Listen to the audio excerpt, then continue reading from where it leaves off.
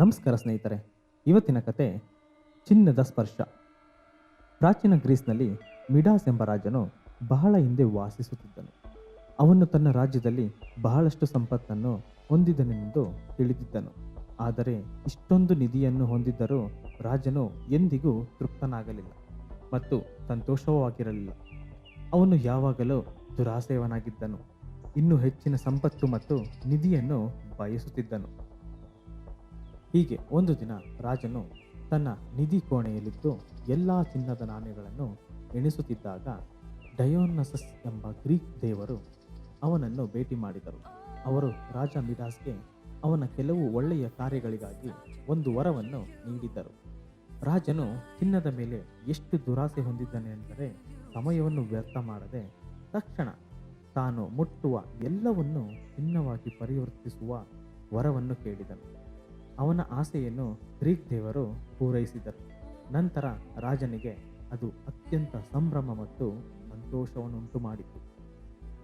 ಅವನು ಅದೇ ಗುಂಗಿನಲ್ಲಿ ತನ್ನ ತೋಟಕ್ಕೆ ಹೋಗಿ ಸೇಬಿನ ಮರವನ್ನು ಮುಟ್ಟಿದನು. ಅದು ತಕ್ಷಣವೇ ಚಿನ್ನವಾಯಿತು. ಅವನು ತುಂಬ ಸಂತೋಷದಿಂದ ಉತ್ಸಾಹಕನಾದನು. ಅವನು ತನ್ನ ಸುತ್ತಲಿನ ವಸ್ತುಗಳನ್ನು ಚಿನ್ನವಾಗಿ ಮಾಡಲು ಮುಟ್ಟಿದನು. ಅವನ ಸಂತೋಷಕ್ಕೆ ಮಿತಿಯೇ ಇರಲಿಲ್ಲ. ಸ್ವಲ್ಪ ಸಮಯದ ನಂತರ ರಾಜನಿಗೆ ಹಸಿವಾಯಿತು ಮತ್ತು ಊಟ ಮಾಡಲು ಅರಮನೆಯೊಳಗೆ ಹೋಗಲು ಯೋಚಿಸಿದನು. ಆದರೆ ದುರಾದೃಷ್ಟವಶಾತ್ ಅವನು ಏನನ್ನು ತಿನ್ನಲು ಸಾಧ್ಯವಾಗಲಿಲ್ಲ. ಏಕೆಂದರೆ ಅವನು ಮುಟ್ಟಿದ್ದೆಲ್ಲವೂ ತಕ್ಷಣವೇ ಚಿನ್ನವಾಗುತ್ತಿತ್ತು. ಕೊನೆಗೆ ಹಸಿವಿನಿಂದ ನರಳಬೇಕಾಯಿತು ಮತ್ತು ಇದರಿಂದ ಅವನು ತನ್ನ ಪರಿಸ್ಥಿತಿಯಿಂದ ಹತಾಶನಾದನು. ರಾಜ ಮಿಡಾಸ್ಗೆ ಮಾರಿಗೋಲ್ಡ್ ಎಂಬ ಮುದ್ದಾದ ಮತ್ತು ಸುಂದರವಾದ ಮಗಳಿದ್ದಳು. ಅವಳನ್ನು ಅವನು ತುಂಬ ಪ್ರೀತಿಸುತ್ತಿದ್ದನು.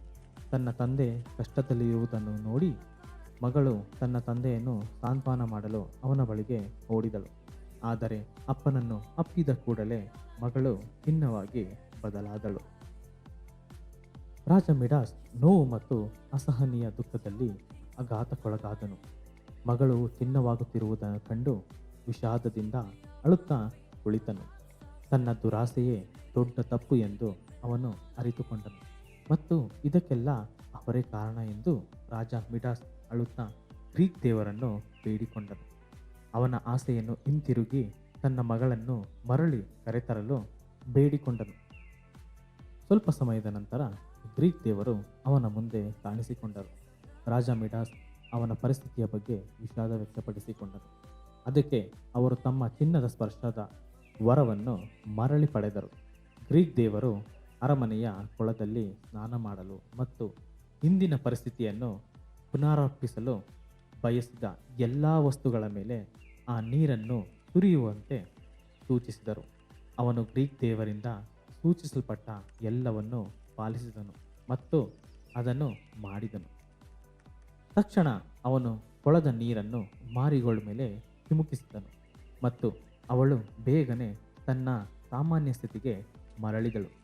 ರಾಜನು ತನ್ನ ಪ್ರೀತಿಯ ಮಗಳನ್ನು ಮರಳಿ ಪಡೆಯಲು ಸಂತೋಷಪಟ್ಟನು ಮತ್ತು ಗ್ರೀಕ್ ದೇವರಿಗೆ ಧನ್ಯವಾದ ಹೇಳಿದನು. ಇನ್ನು ಮುಂದೆ ಯಾವುದಕ್ಕೂ ದುರಾಸೆ ಪಡುವುದಿಲ್ಲ ಎಂದು ಪ್ರತಿಜ್ಞೆ ಮಾಡಿದನು. ಇದರ ನೈತಿಕತೆ, ಚಿನ್ನದ ಸ್ಪರ್ಶ ಸಾರಾಂಶವು ಏನೆಂದರೆ ನಾವು ಯಾವುದಕ್ಕೂ ದುರಾಸೆ ಹೊಂದಬಾರದು ಎಂದು ನಮಗೆ ಕಲಿಸುತ್ತದೆ.